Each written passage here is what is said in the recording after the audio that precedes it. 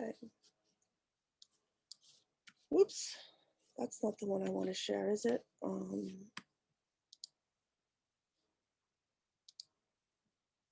Okay. So Ed, let me know. Okay, the meeting is being recorded. We continue with that and head into slide mode.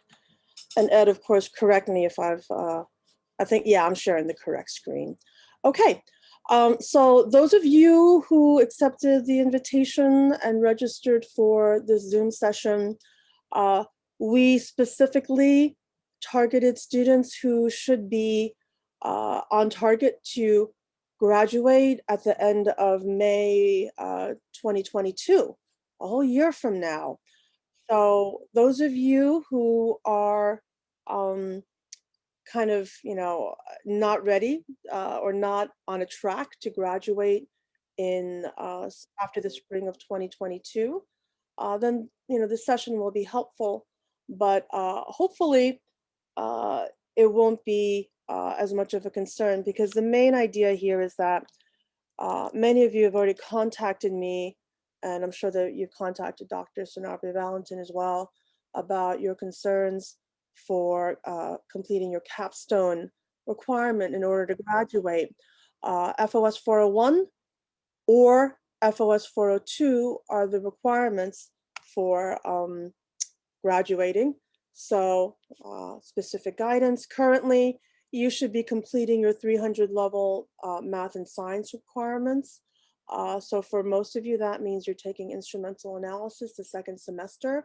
You should be taking or have taken the 300 level requirements, either FOS 313 or TOX 313 or bio, I think it's 315, the genetics class. So those either you've taken last semester or before or currently taking. And of course, the other 300 level math and science requirements, biochemistry in there, physical chemistry 2, the statistics, probability and statistics course. So getting those 300 level requirements in, and of course, planning to take senior level coursework in the fall of 2021. So you can see the listing over here, FOS 415 for criminalistics, 415, Tox 415 for toxicology, track students, and Bio 412 in the fall, for the fall semester. I know I've had inquiries for students in the toxicology program and students in the cell and molecular biology program. And on the one hand, FOS 402, I believe, is applicable for those students. FOS 401 is technically only for students in the forensic science program. As you may be aware, we have 3 majors now, 3 science majors at the college, forensic science being the long-term major with 3 tracks, molecular biology track and forensic science, toxicology and criminalistics. But in the last few years, we've had the cell and molecular biology program for a few years now, and the toxicology program is relatively new. So if you are in one of the majors that is not forensic science, then the FOS 402, I believe, is one of the options that Dr. Sanabria-Valentin will discuss in more detail. And basically, like I said, targeting to graduate at the end of spring 2022. Okay. So most of you already know the FOS 401 deal, but some of you may not. So here's an overview. The FOS 401 is a course, a 3-credit course for doing a capstone. So capstone, that's part of the title of this. And I realized that some students, didn't realize that FOS 401 and FOS 402 are considered capstone courses, meaning that basically capstones are the final project courses. At some universities, it requires research, like FOS 402. for our program as well. We've been using the external hosting laboratory internship for decades. And the capstone is basically the idea that all of the knowledge, skills, and abilities that you have attained in the last 3 years, maybe 3.5 or 4 years of academic studies. By the time you get to your 4th year, the capstone is a culmination of applying your knowledge, skills, and abilities to one of these endeavors. Once again, either research with a faculty mentor on campus, or getting an internship at an external hosting laboratory. For FOS 401, there's a minimum of a 280-hour requirement. In previous history, up until about 2016, it was a 400-hour requirement. So they dramatically reduced the number of hours. Bear in mind that some of the laboratories that you apply for may have a minimum number of hours required. I recall that when we changed over in 2016 from 400 to 280 hours, the NYPD lab, with whom we've had a, basically a letter, a memorandum of understanding that, we would have our students, some of our students do internships there. They didn't realize that, and they were telling students that they still had to do 400 hours. That's up to them. So bear that in mind. When you apply for an internship, that's one of the major questions that you will be asking. Where will I be doing the internship, for instance, the actual physical location, asking questions about what your responsibilities will be, who will supervise you, what will your daily activities encompass, and how many hours are required, are they flexible in terms of the hours that you can come in.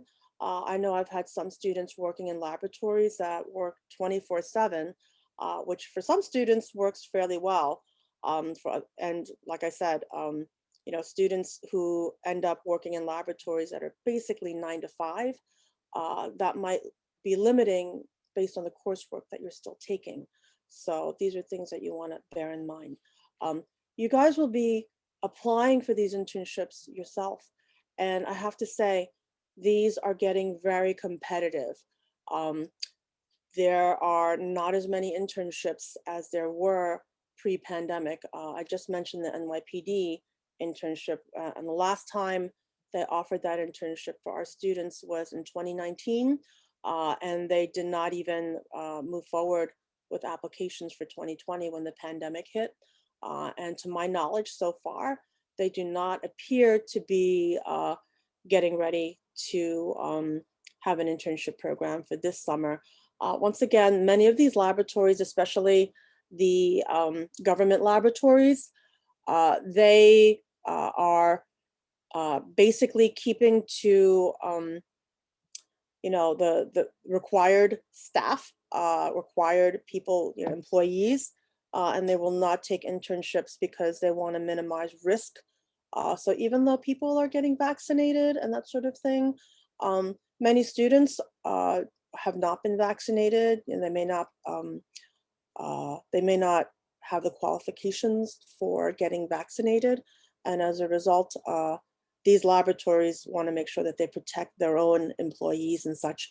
So to my knowledge, NYPD has not yet, and I think the last time I spoke to someone, they were saying that it doesn't look good for offering internships for this summer. And so there are a few internships.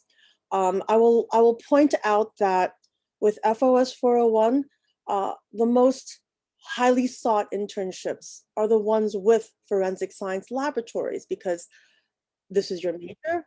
This is typically the career that you want to go into. And as a result, this is the focus for what you'd like to be able to do. Absolutely, we've had students who've done internships at these kinds of laboratories, and you do a great job. Your supervisors can recognize that you're hardworking, that you're a team member, that you work well with other people, you communicate well, and I can't tell you how many students have gotten jobs thereafter. And of course, it'll depend on whether or not their job opportunities. NYPD, their drug chemistry section tends to offer, basically rolling applications. And I do know that there's still, so a couple of my former students who graduated in the last few years, they've applied at NYPD for full-time jobs. As may be expected, the bureaucracy is slower than ever for the paperwork that's required to get someone hired. So even though some of these former students, these alumni, have been told that they're offered positions pending a background check, um, all of those things are, just check to see if there are, there you go. Okay. Just checking the chats. Oops. Okay. So FOS 401, as I mentioned. So the other side, which has also been fruitful for students getting jobs occasionally, are the analytical laboratories, and occasionally clinical, but mostly analytical laboratories, which like having our students come in to work as interns. They are not forensic laboratories, but given the number of students who would like to do an FOS 401 internship, we began a long time ago allowing students to do their internships at analytical laboratories, because you get a lot of really good hands-on experience, bench work, learning the process of how a lab runs, and the same idea, good communication skills, honing your skills in bench work, and once again, like I said, there are students who have been hired either part-time or full-time at some of these laboratories. Some of these laboratories are taking interns for the summer, and I'm assuming also for the fall, and hopefully in the spring of 2022. So there will be some opportunities, but once again, we are still in the pandemic, so there aren't as many opportunities as there used to be. So I recognize from the listing of participants, a bunch of you are taking my FOS 313 course or recently took it.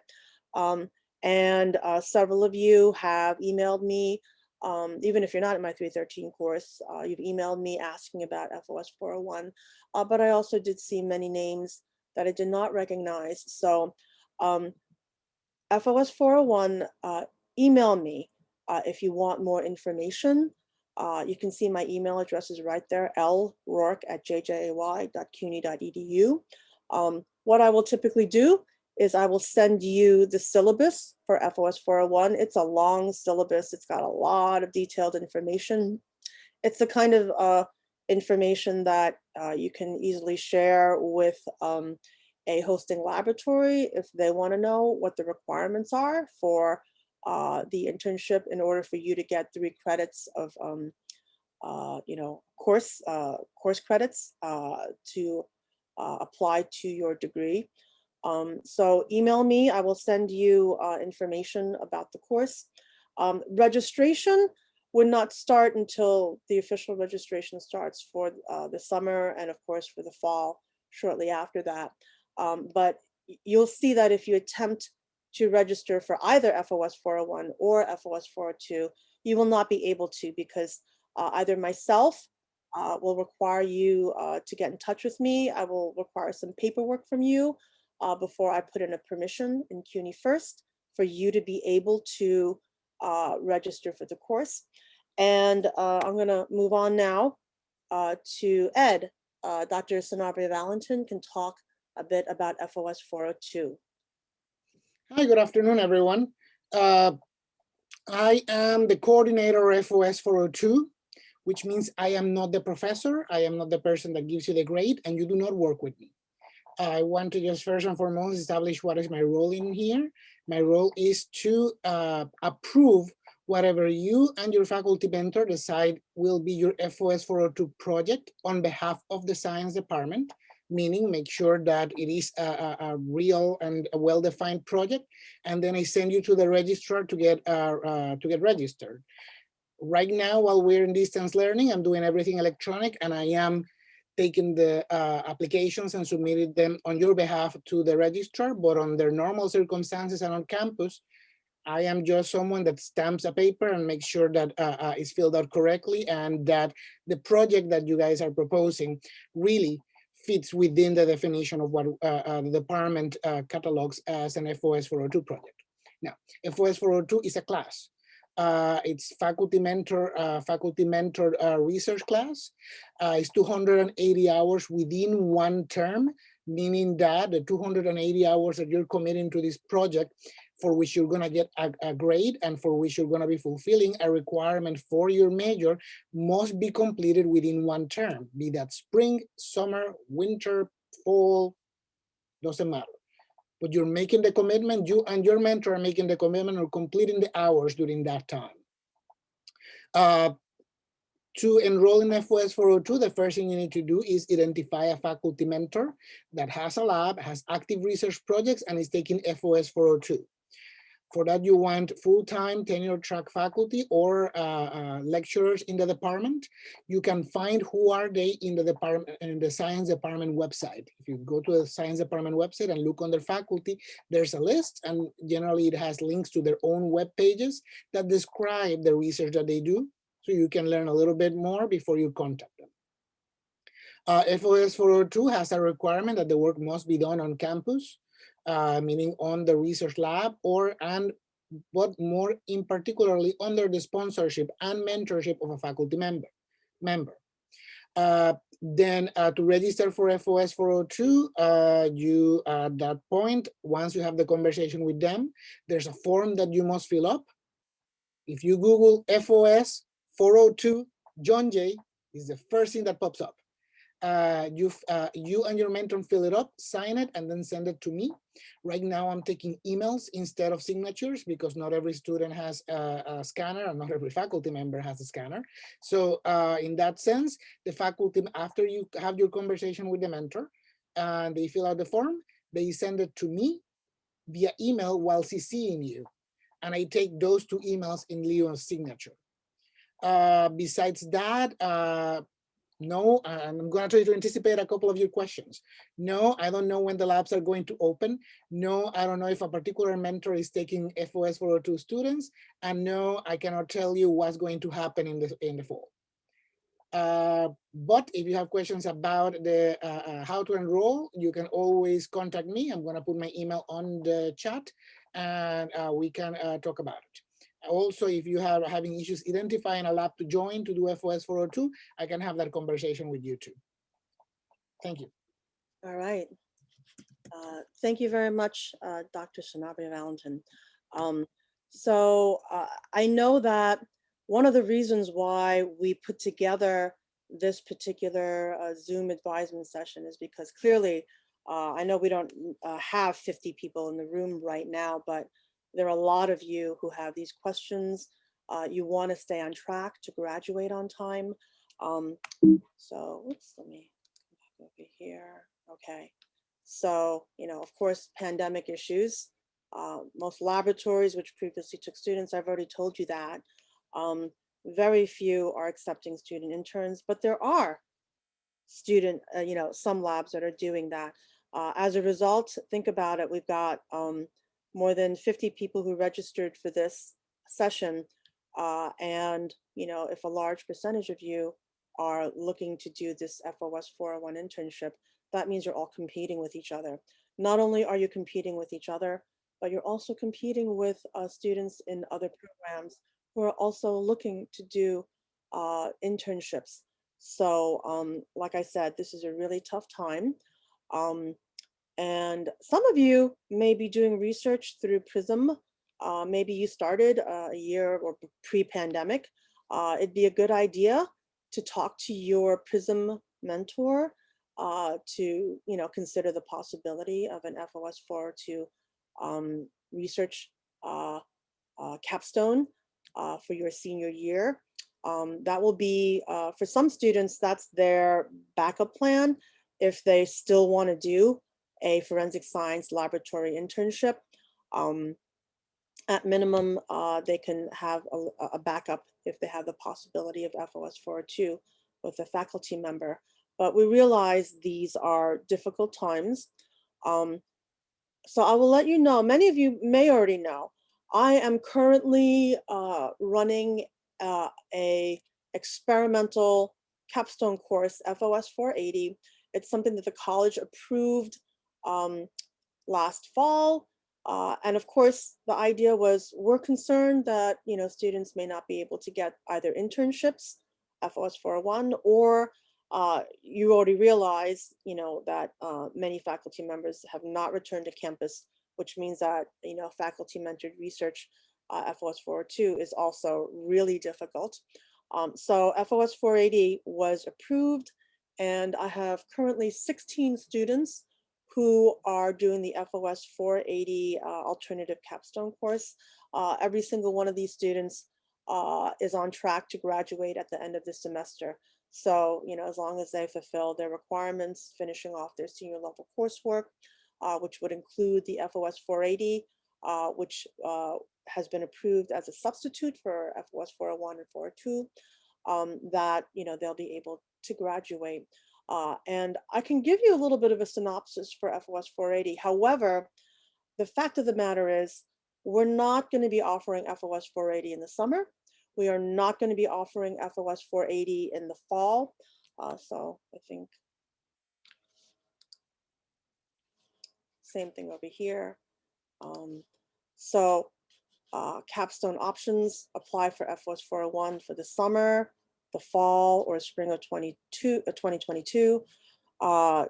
Connect with faculty members to see if you can get an FOS 402 project.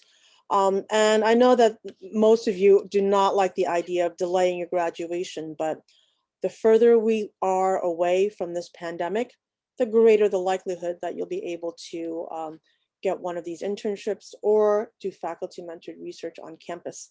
So if you're willing to delay your graduation, these are more likely to happen, that you'll have these opportunities. So as I've already mentioned, maybe, and I really want to say maybe, because I do not want you to think of this as a guarantee that FOS 480 will be offered for spring 2022. This is only in the event that the pandemic is really still causing a lot of problems with getting FOS 401 or FOS 402 for, you know, the coming summer or the fall. It will not be offered during those timeframes. So it really means that all of you should be looking into the opportunities you can have for doing FOS 401, 402, staying in communication, and only if there are continued issues will the department consider offering FOS 480 again in the spring of 2022. But that is not a guarantee at all. I've already spoken to Dr. Cheng. I spoke with her. Dr. Cheng is the chair of the science department, as many of you are aware. I spoke with her last week in preparation for this particular capstone advisement session. And she wanted me to let you know that our department, we really want you to be able to graduate on time. It's the longer you wait, you know, it takes, you know, if you're extending your coursework over a longer and longer period of time. And there are some students who get all the way to the point where they've completed everything except for the capstone. And then things in life get in the way. You know, you get a full-time job, you move, you know, there are all kinds of things that happen which make it more difficult to come back and to do a capstone. The 280-hour requirement is quite an investment of time and energy. Once again, folks who are working full time will find that it might be very difficult to find 280 hours during a particular semester or term to be able to complete that requirement. So the sooner the better. As I mentioned, Dr. Cheng said that if you're still concerned about graduation and we're approaching, let's say, the end of this year, and you're worried about spring semester, I don't have a capstone yet. She did say that, you should contact her about these kinds of concerns. So Dr. Cheng is shcheng@jjay.cuny.edu. And both myself and Dr. Sanabria-Valentin can also provide her email address to you. So once again, she's going to do her utmost to work with you to help you get through to graduation. And hopefully, between FOS 401 and 402, we'll be able to get most of you guys set up so that you can graduate in at the end of 2022. Some of you may consider, like I said, saving the internship for the summer of 2022, or doing research for FOS 402 in the summer. I'm crossing my fingers. I've already been vaccinated, and I see that many people are getting vaccinated. So hopefully in, for the spring of 2022, things will be closer to normal, and, we'll be able to get through this and get you guys graduated. So at this point, I think, does anyone have questions? I'm going to actually stop sharing. And I've got the chat box right in front of me. And I see we've got 45 people in here. So there's still quite a lot of you. Does anyone have questions? And I realize that, we weren't necessarily, we're not here to be able to tell you, unfortunately, that we have the solution to all of these problems, because during a pandemic, we've all been living with a lot of difficulties in the last year.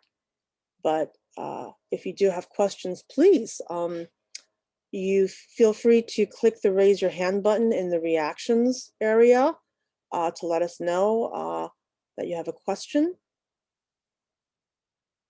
Okay, so Brianna has, okay. Oh boy, we're getting a bunch of questions now. So Gabby Servideo, just a general question, but does John Jay know if we will be back to fully in person for fall 2021? That is, we are not going to be fully in person. It will not be a pre-pandemic campus in fall of 2021. That said, what will it be? Well, the college is not giving us the best guidance because, as you're probably aware, they like to see what the government officials are telling us, and they like to, well, I don't know if they like to, but they end up making decisions shortly before the semester starts, which is very frustrating for the department, for the faculty members. And I know that they they want us to consider more hybrid teaching, which means that you'll be coming, hopefully, crossing fingers, coming back to campus for laboratory work. Most likely, a lot of the lectures will still be online, and that's not going to be an easy thing to try and balance. But we are making efforts to open up a little more. But like I said, people do not like to make final decisions. We can, wish for the best, that the infection rate is dramatically down, that we don't have to worry about these variants, which may be more easily transmittable and possibly more dangerous in terms of, causing bad health problems. But the college will make and basically CUNY, because we'll be following CUNY guidelines, they will be making decisions based on where things are at that point in time. So we probably won't know until just before the fall semester starts. And I know that that's not very reassuring to you. I'll let you know, it's not very reassuring to me either. But that's what we've been told to do, to prepare for something that's similar to what we have this semester. My personal plans are to have a little bit more on-campus laboratory, and I will still teach lecture online, but each professor is different. So the next question is Brianna. will we be able to take our 300 level classes like instrumental while taking 401 or 402? Um, that will depend. So for FOS 401, I will typically request that you send me your transcript, and I will take a look to see where you are in the program. If you look on CUNY First, or if you look in the bulletin for the college, FOS 401 has the basic requirements of English 201, which I would imagine at this point every one of you has taken. And the second requirement is senior standing. And senior standing typically means that you've completed your 300 level coursework. That said, it'll depend on where you are with your 300 level coursework. Um, I will let you know that a lot of the laboratories, especially the forensic laboratories, they would prefer that you've taken instrumental analysis already before you start working in their laboratory as an intern. Um, if you will be working with instruments, for instance, back in 2019 when NYPD was still, they took 4 of our students. They had 6 interns altogether, and 4 of those 6 were John Jay students. All 4 of those students worked on research projects, and they were working with instruments, dealing with drug chemistry, analysis of various kinds of drugs. And that was really an awesome opportunity for students. But you might imagine that they don't want a student who does not have any experience with instrumental analysis. So that said, there may be other laboratories that are okay with some students, but for the most part, most forensic laboratories will not want you as an intern until you've taken um, the instrumental analysis courses. So for those situations, you will be targeting to do your internship in the summer right after you finish Chemistry 321, which is the second semester of instrumental analysis. Um, and for other laboratories, it'll depend on the situation. Um, and I think for FOS 402, that would be dependent on your faculty mentor. Most likely, you'll have the similar requirements of senior standing in the program, and the English 201. Is there a list of the labs to which we could apply for FOS 401? Daniel Aguilar. Yes, yes, as a cautious S, yes. I typically send students 2 lists. One of them is more than 20 years old. And so the sole reason for giving you a list that old, which does not even have websites, because back then, most people were not, these laboratories did not have active websites. The main reason why I send that particular list is to give students the idea that students have done internships all over the country, even all over the world. All over the world is not going to happen at this point. But in the last 3 years, actually 4 years, I guess, I've had students who did internships in Thailand.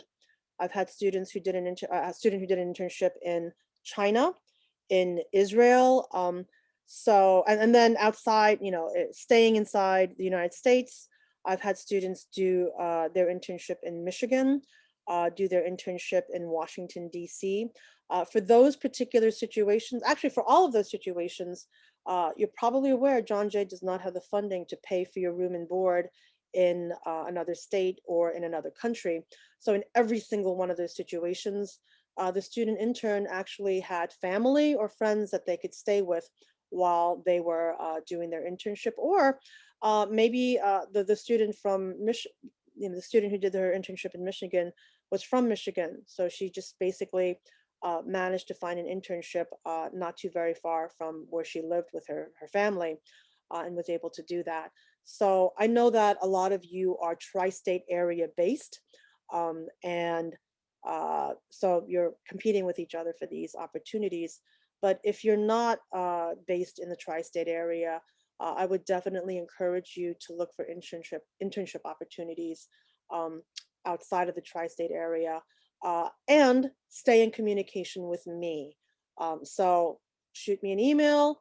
Let me know, oh, I'm applying to an internship in Massachusetts. I'm applying to an internship in DC, wherever it may be. Communicate with me, and I just, will work with you throughout the process.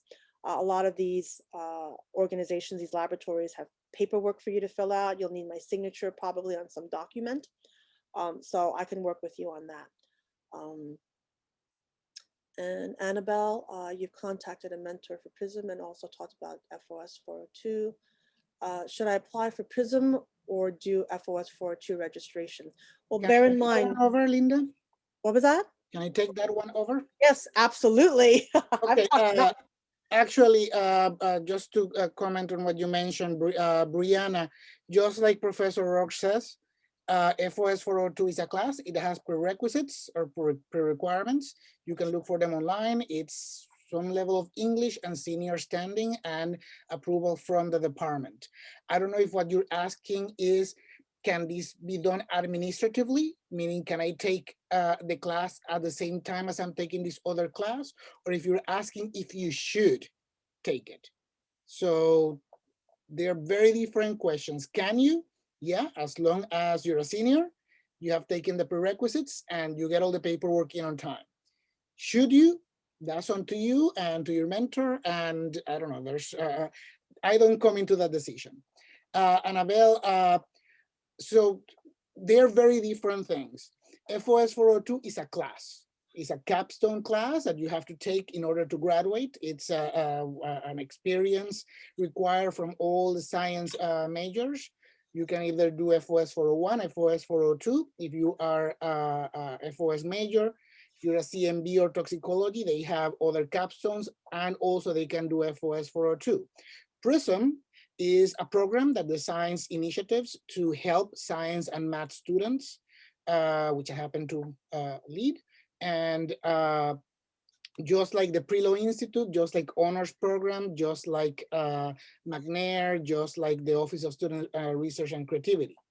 So they're very separate things. I think also what you're asking, which is the inverse of that question, is can I use, if I get accepted into PRISM, into the undergraduate research program of PRISM, can I use my work with my research mentor there as my FOS 402? And for that, the answer is yes, as long as your research mentor allows you to do it.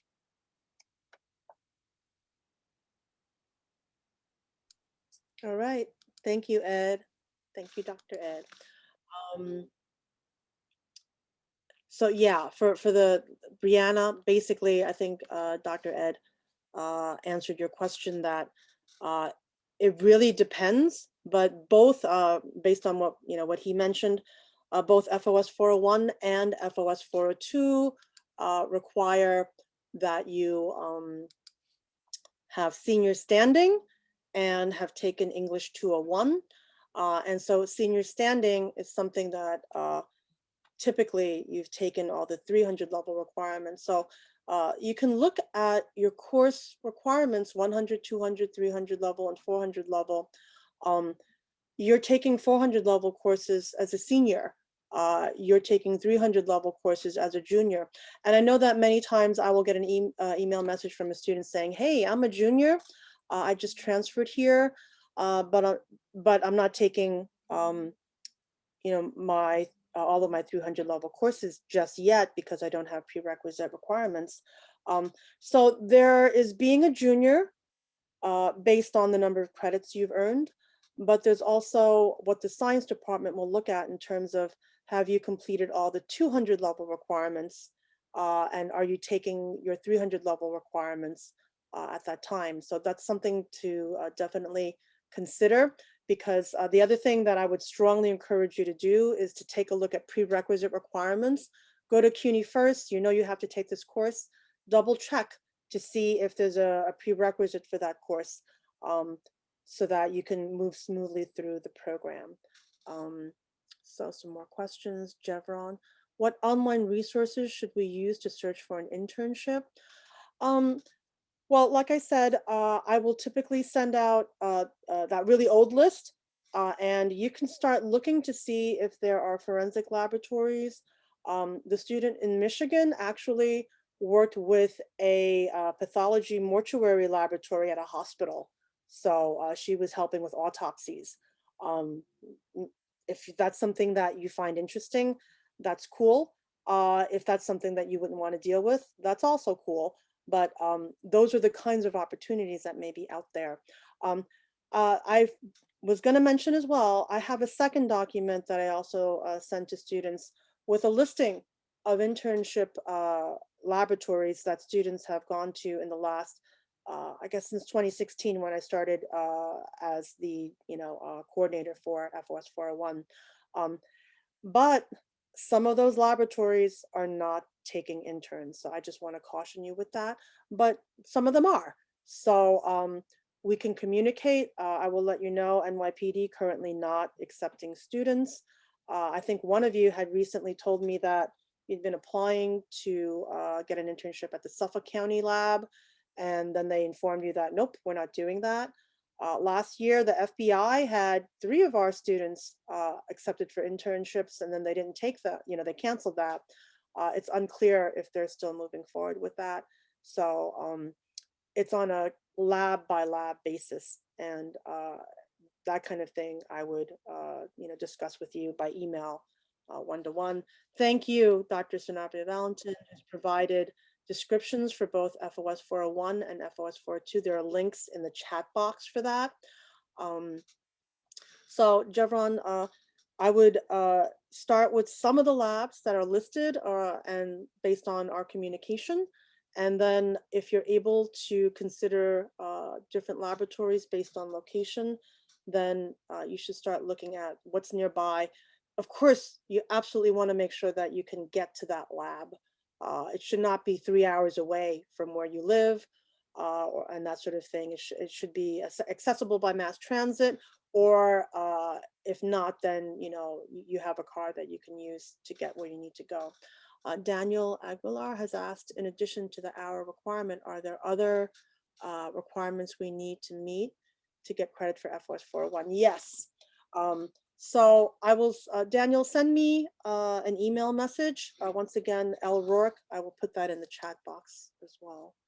I want to send this to everyone.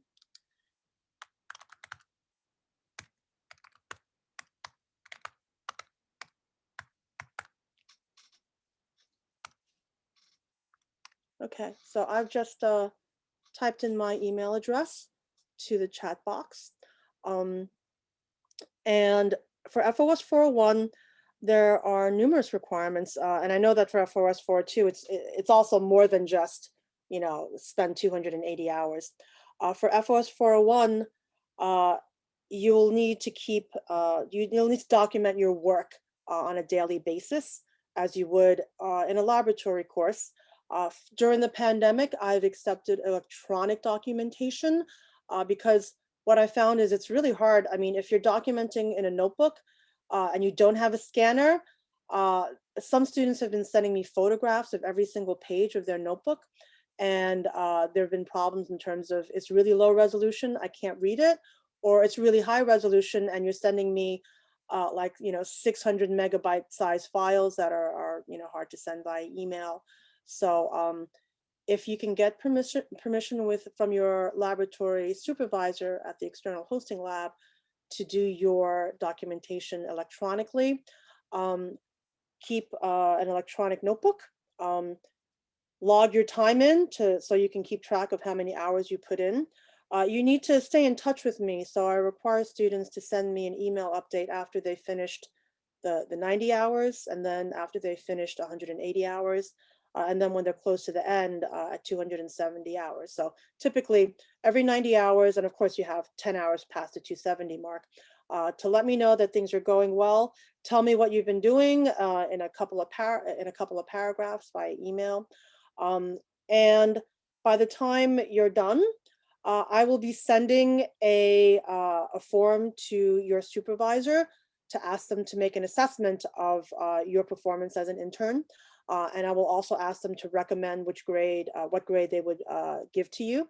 I will have you, in addition to submitting your electronic notebook, your time log, And I will also ask that you provide basically a several page paper to discuss what you did, what you learned, and how it related to your academic coursework, either at John Jay, or even if some of you have come in and transferred in.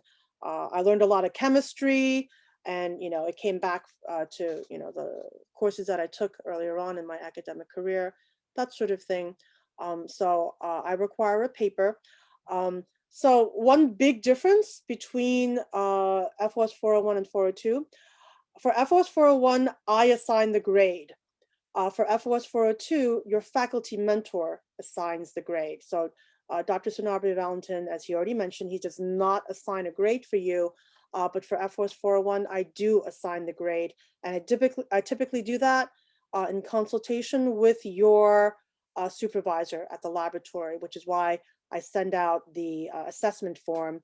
And I typically will start off with the highest grade that they list, that they think you deserve an A. And if you've done everything well, then you get that A. But there have been very rare occasions where students have not performed well. They were not doing well in the laboratory, not working well with other people, and the supervisor has not recommended the highest grade. So this is your opportunity to shine, and make sure that you do the best job.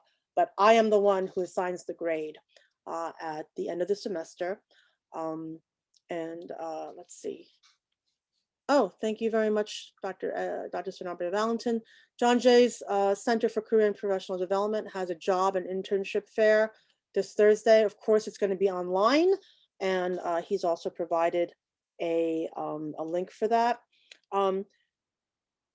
My experience with the job and internship fair is that they don't always have many laboratory internship opportunities. That said, when NYPD was still doing their internship program, they specifically worked with our career and professional development center. So that one internship was one in which you had to go through that particular center in order to apply. Um, I'm not aware of too many other possibilities, but it doesn't hurt to look. And I will point out that there are internships that I will consider if they're not necessarily laboratory based, but for instance, working in a morgue, you might not consider that as laboratory based if you're assisting with autopsies. There are students who've done internships with death investigation units, and I've accepted those. So it's definitely forensic in nature. In fact, some of those students also assisted with autopsies, in addition to other kinds of death investigation work. So I'm willing to be flexible. However, it's unlikely that I will approve an internship that's solely involves sitting at a desk and doing paperwork. That is only administrative. It has to have some forensic science component to it that involves either laboratory work, uh, you know, learning through seminars, and assisting with autopsies as possibilities, those kinds of things. Okay. Does anybody else have questions? We're nearly at an hour over here. Um, and I see we still have 40 participants. Okay, so like I said, Dr. Ed and myself have provided our email addresses. You may have more questions along the way. When it comes to faculty mentors, it will involve reaching out to individual faculty members. Um, and I hate to say it, but having 16 students in the capstone course, I haven't taken on any students for FOS 4.2 because I've got 16 for the experimental capstone course. I'm not going to be taking on any students for the summer, and I'll have to think about it for the fall. as a possibility, and to some extent, it'll depend on whether or not the campus opens up a little bit more. I've done some work with Dr. Dychuk in the ballistics laboratory, and I just had a graduate student finish last summer with his master's degree in forensic science, doing some work with a Doppler radar system. So that's likely, if if I'm given the opportunity to return to doing research on campus, I would consider that, but not for the summer. I don't have it as a, Andrew has asked, can I send the internship opportunity list in chat? Andrew, I can send that to you individually. I haven't, I guess it'd be really good to have, I'll speak to Dr. Cheng about this, to have a web link for these sorts of things, but hold on, let me see, file. Okay, actually, let me see. Drive 401.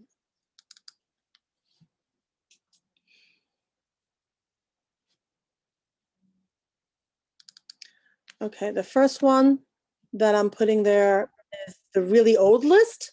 Like I said, they don't even have websites. And a second one that I'm posting is the internship information, LCR. Those are my initials. I updated it earlier this year.